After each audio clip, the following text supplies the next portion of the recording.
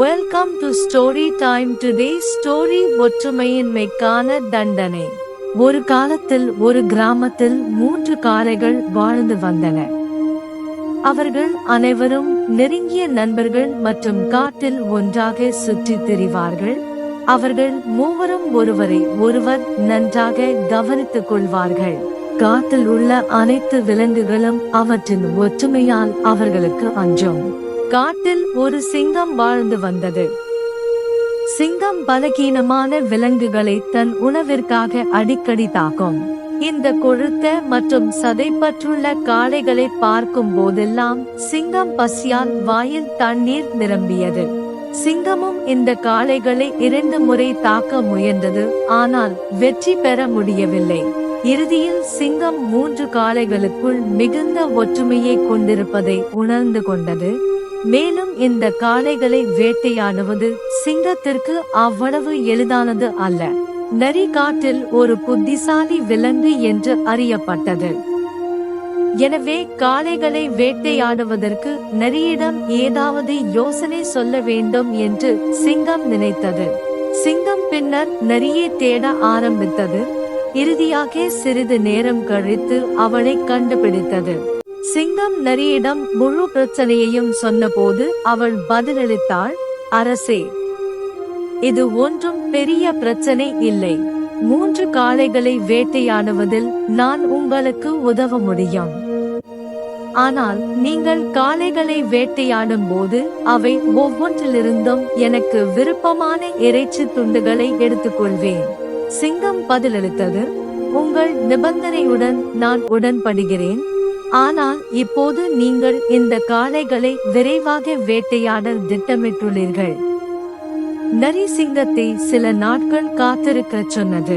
இதை சொல்லிவிட்டு 3 காளைகள் அடிக்கடி ஒன்றாக காணப்படும் காட்டின் அந்த பகுதியை நோக்கி நடந்தாள். சிறிது நேரத்தில் காளைகள் மேய்ச்சலில் மும்முரமாக இருப்பதைக் கண்ட நரி அதன் அருகில் சென்றது. திடீரென்று அவள் மனதில் ஒரு யோசனை வந்தது. அவள் ஒரு மூலையில் தனியாக மேய்ந்து கொண்டிருந்த காளை ஒன்றின் அருகே சென்று அவனிடம், உன் நண்பர்கள் இருவரும் மிகவும் பலவீனமாகவும் கோழைகளாகவும் இருப்பதை நான் கவனித்தேன். அவர்கள் உங்களுடன் ஒருபோதும் நியாயமானவர்கள் அல்ல. சிங்கம் தாக்கும் போதெல்லாம் உங்கள் நண்பர்கள் இருவரும் உங்களை தனியாக சிங்கத்தை எதிர்கொள்ள வைக்கிறார்கள்.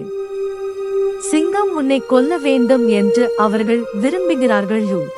நரி சொன்னதை கேட்ட காளை தன் நண்பர்கள் மீது கடும் கோபம் கொண்டு அவர்களின் சுயநலத்திற்காக குற்றம் சாட்ட ஆரம்பித்தது. கோபத்தில் காளையை பார்த்த நரி மிகவும் மகிழ்ச்சியடைந்தது. அதனால் அவள் மற்ற 2 காளைகளிடமும் சென்று ஒருவருக்கொருவர் பொய்களை சொல்லி அவர்களின் மனதை விஷமாக்கினாள். சில நாட்களில் 3 காளைகளும் ஒருவருக்கொருவர் பிரிந்து இனி நண்பர்களாக இல்லை.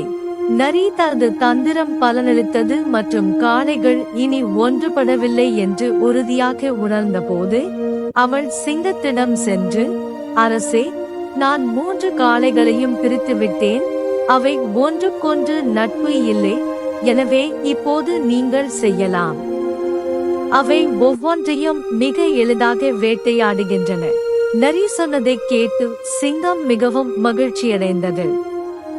மறுநாள் காட்டின் வெவ்வேறு பகுதிகளில் 3 காளைகளும் தனித்தனியாக மேய்ந்து கொண்டிருப்பதைக் கண்டு சிங்கம் மகிழ்ச்சியடைந்தது. பின்னர் சிங்கத்திற்கு ஒரு வாய்ப்பு கிடைத்ததால் அவர் முதல் காளையை தாக்கி வெற்றிகரமாக வேட்டையாடினார். காளை சிங்கத்தால் பிடிபட்டதும் உதவிக்காக சத்தமாக கத்தினார். ஆனால் யாரும் உதவிக்கு வரவில்லை. சிங்கம் ஒரு காளையை வேட்டையாடிய பிறகு மிகுந்த தன்னம்பிக்கை அடைந்ததால் மற்ற 2 காளைகளையும் ஒவ்வொன்றாக வேட்டையாடியது. கதையின் ஒழுக்கம், ஒற்றுமை ஒரு பெரிய பலம். Thanks for watching. More videos, like and subscribe my channel.